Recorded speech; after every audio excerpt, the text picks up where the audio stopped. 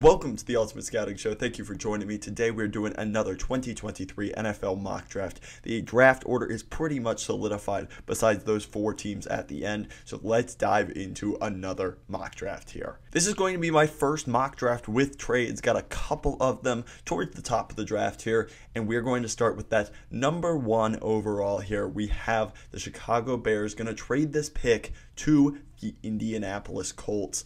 I think it is probably going to take these three picks here for your first rounder next year and then 35 as well. Do this here, force that trade, and we have the Indianapolis Colts on the clock here at number one.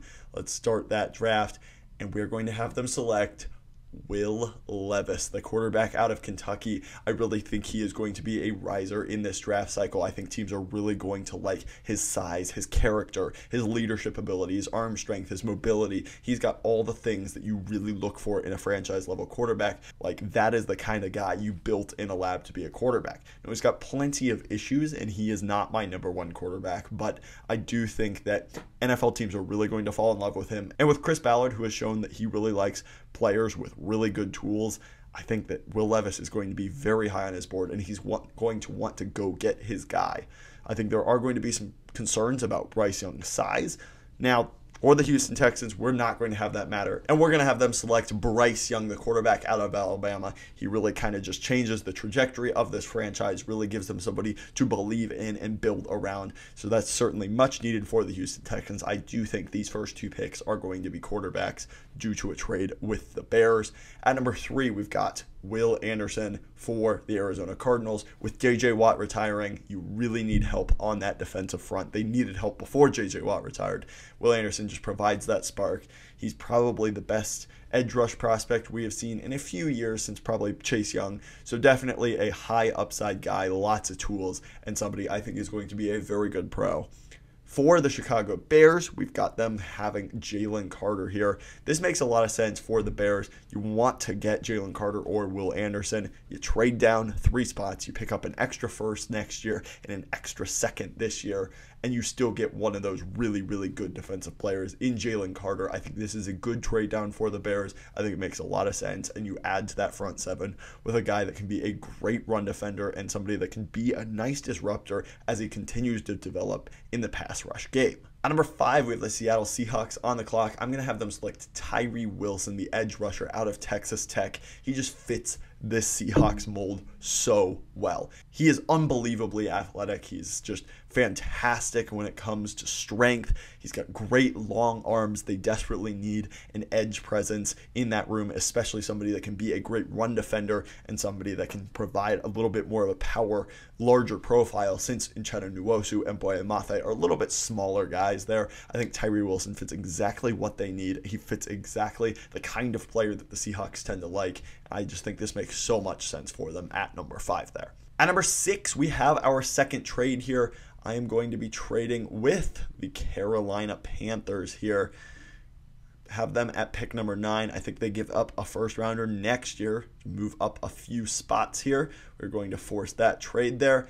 And we've got the Carolina Panthers on the clock now. The quarterback, C.J. Stroud. David Tepper has not been shy about his desire to go get a franchise quarterback. I think they're going to be very aggressive in obtaining one. And I think Stroud showed against Georgia that he can really be a great player for you. He's shown he can execute an offense through the system incredibly well at Ohio State. And against Georgia, he showed some of that out of structure and playmaking ability. I think, that is much needed for teams to see that. And I think he probably helped his draft stock quite a bit. He is the third quarterback off the board here, but the 3rd through 6 picks. Next, we have the Las Vegas Raiders on the clock. They could go in a lot of different directions, but I think they need to help protect whoever their next quarterback is. I have them selecting Paris Johnson Jr., the tackle out of Ohio State. Very good agility. He's got kind of that prototypical build for a tackle. He has some experience at guard as well. I think you can plug him in really anywhere across the line. I know Colton Miller has played pretty well at that left tackle spot, but you can move one of those guys around and just help to solidify that offensive line that desperately needs some help. I do think that the Raiders are probably going to bring in a veteran option, so bringing in somebody that can help protect that person is going to be very big for the Raiders. At number 8, we have the Atlanta Falcons on the clock. I have them selecting Bryan Bresee, the defensive tackle out of Clemson. I think that the Falcons really need to add some help to that front seven, and they need some interior pass rush especially. Grady Jarrett is a very good player, but he is getting up there in age a little bit. You need to continue to add to that pass rush, really be able to get after the quarterback. They did not do that at a high level, and they have consistently struggled to get after the quarterback. I think Bresee brings really high upside traits to that defensive tackle position, can give you some pass rush upside. He's also a very good run defender as well. It's all about potential with Bresee, but I think the Falcons are going to like him and take him number 8 overall here. At number 9, we have the Lions, who traded back. I think they're going to take a corner, Christian Gonzalez, out of Oregon. This guy is built in a lab. He's going to run crazy fast. He's long. He's tall. He had a pretty good ball production at Oregon this year as well. I definitely think he is going to be somebody that skyrockets up draft boards and has a very, very good chance of being the first corner off the board in this year's draft. For the Lions, Okudah has played well, but I think you could certainly add to that room, and Christian Gonzalez is a great fit there. At number 10, we have the Philadelphia Eagles on the clock. James Bradberry is probably going to leave in free agency because he has played so well this year. The Eagles have a lot of upcoming free agents, and they're not going to be able to pay everyone. And so I think they're going to take a corner here. If you've not heard of Devon Witherspoon, you should. He is going to go way higher than I think most mock drafts are predicting. Here, PFF has him ranked as the 12th best player. I expect him to go around that range there. He's a great, aggressive corner. He's got just fantastic traits. He's not afraid to hit you. He can break on the ball in an instant. Definitely someone I think is going to be a big riser in this year's draft. Could certainly be the first corner off the board, but I think he's going to go a lot higher than most people think in this year's draft. At number 11, we have the Titans on the clock here. I think this pick is pretty easy. They have desperate need of offensive line help. Peter Skoronski is a road grader. He's somebody that fits the culture extremely well there in Tennessee. It just makes so much sense. He's got a lot of positional versatility as well. He can play in the interior. He can play tackle. He was originally a center recruit. So definitely a ton of different options for the Titans there. I think Skoronski is a great fit and a much needed piece to add to that offensive line there. For the Houston Texans, I think you could certainly consider getting your franchise quarterback a weapon here, but I think Myles Murphy is too good a player to pass up here. He's just got really good traits. I think he's a high upside player as well, and I think he's also pretty safe. I think, he's got a really nice strength profile to his game. He's very sound against the run, and I think the Texans really need some help in that front seven. You don't have a lot of talent there. Getting someone like Myles Murphy to really kind of catapult that defense, hopefully up another tier and continue to grow and develop, I think that could be a really good fit for the Texans, and he could be a very nice player. It's good value at this point in the draft as well, so it just makes a lot of sense.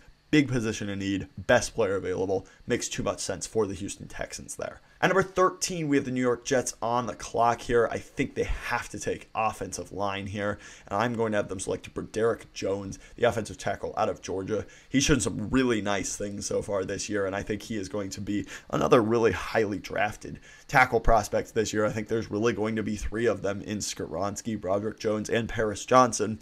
I think there's quite a fall off after those 3 guys, but I do think those are going to go early. The Jets have a lot of need at offensive tackle. Dwayne Brown is getting old. George Fant really hasn't played super well. Mekhi Becton, you just cannot rely on.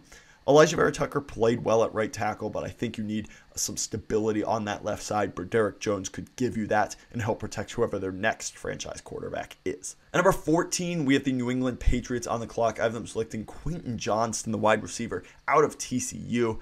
I think he's somebody that could provide a deep threat to them. They really need to make this offense more explosive, and he is definitely a deep ball threat. He's got great vertical ability. He's got good speed. He's built very, very nicely, and he has a lot of the traits that you look for in a wide receiver one. I don't think he's a super dominant prospect coming out, but I really do like a lot of the traits that he has. I really think that New England needs to find a way to bring the top off the defense, and Quentin Johnston could be that missing piece to really unlock the explosiveness of this group. For the Green Bay Packers, I really like this pick. I have them selecting Michael Mayer, the tight end out of Notre Dame.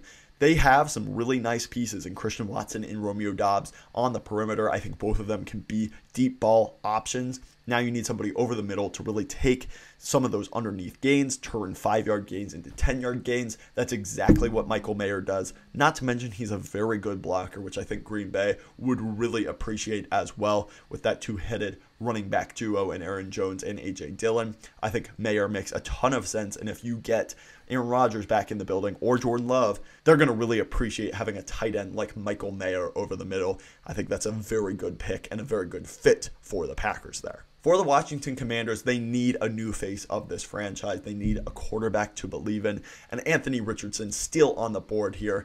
I think, he is one of the most boom or bust players we have seen in a little bit at that quarterback position. He's got insane physical gifts, the best physical gifts of anyone in this class. It's all about, he's really raw right now. How well can you develop it?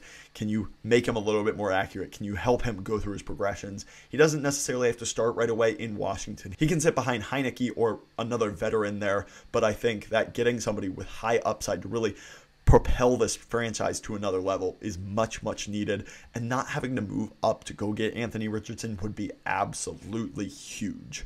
For the Pittsburgh Steelers, we have them on the clock now. I am going with a family connection here in Joey Porter Jr.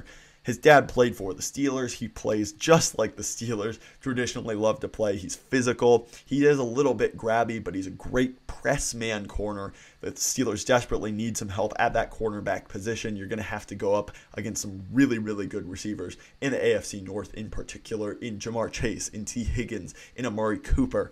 So having a corner that can press them at the line and perhaps match them physically would be really, really important for the Steelers. I think Joey Porter Jr. could certainly provide that for them. Next, we have the Detroit Lions on the clock. We had them selecting Christian Gonzalez earlier in this draft. This is a bit of a luxury pick. I know some Lions fans will not like this.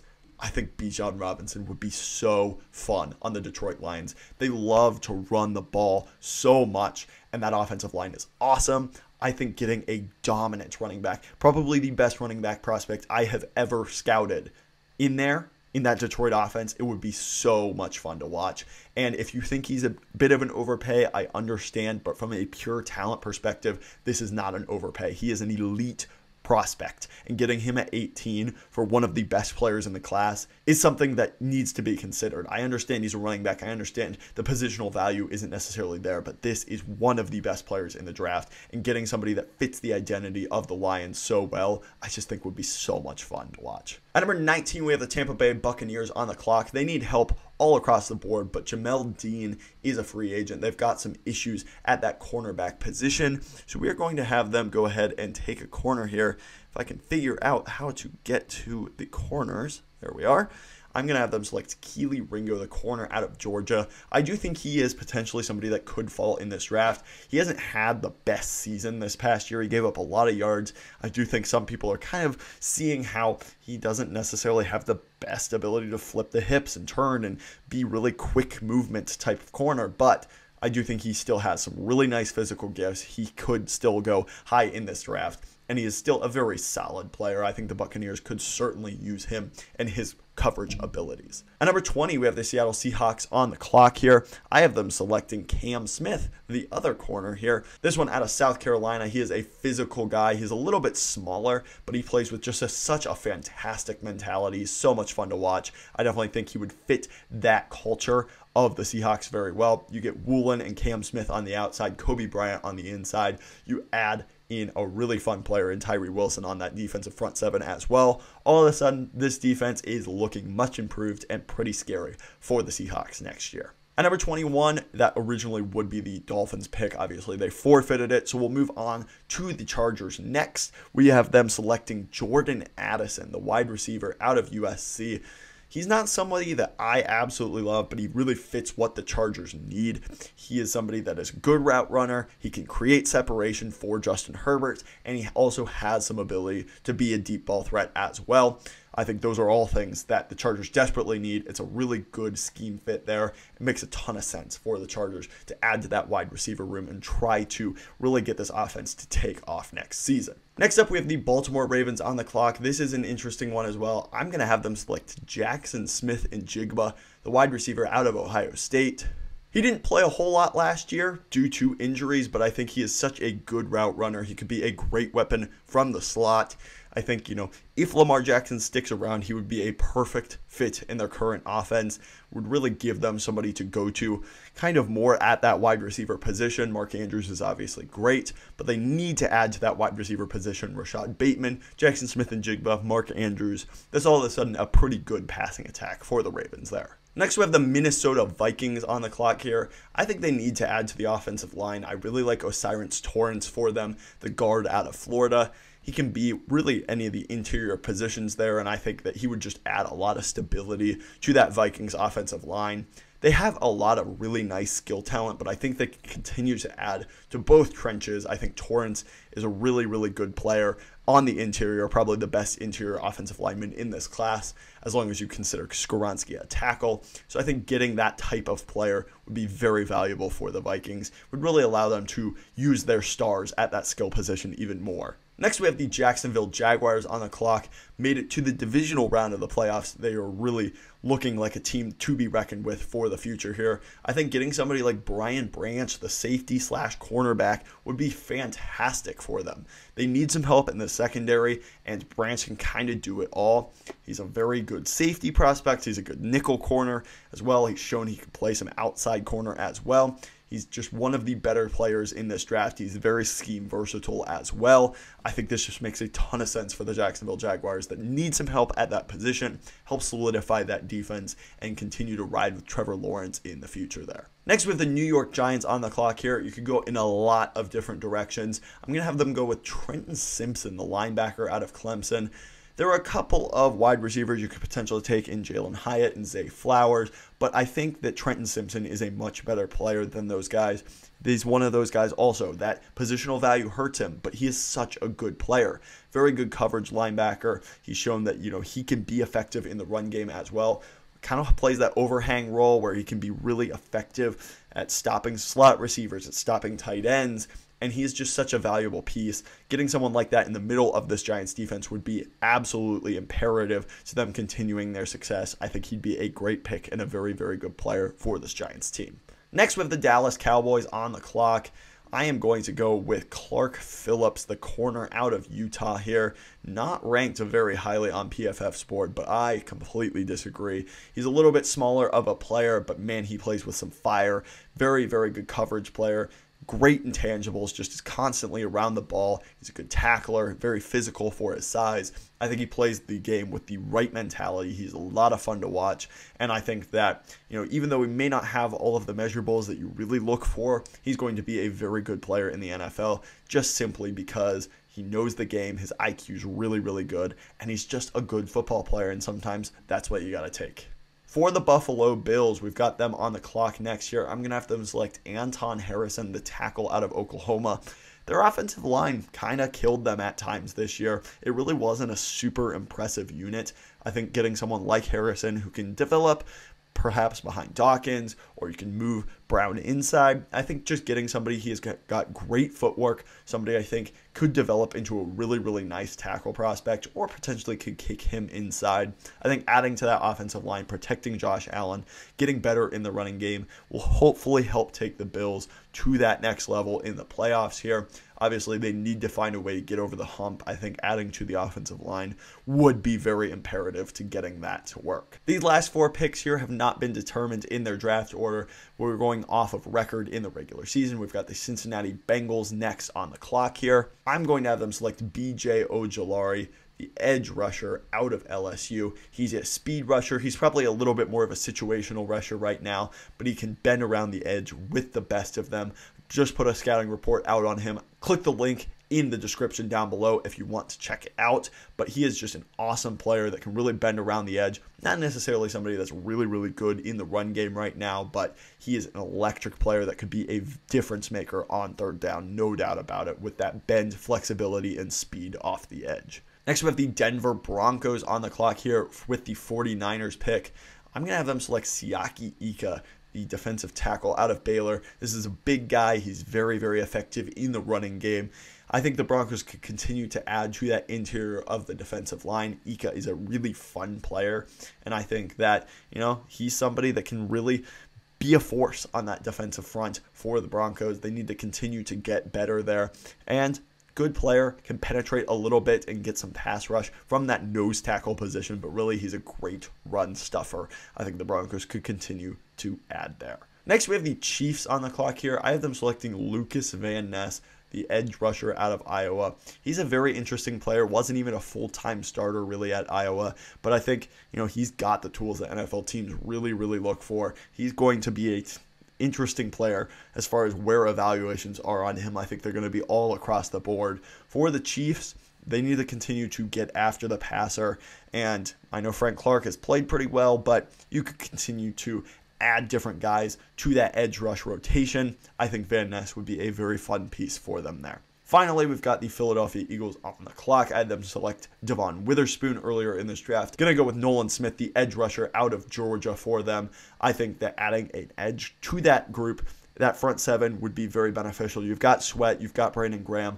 but some of those guys may not be there. You've got Reddick as well. I think adding someone like that would be great for them. He did get hurt this season, which may hurt his draft stock, but he's a very, very athletic person. He was the #1 overall recruit in his class, so I think he could be a very fun piece for this Eagles front.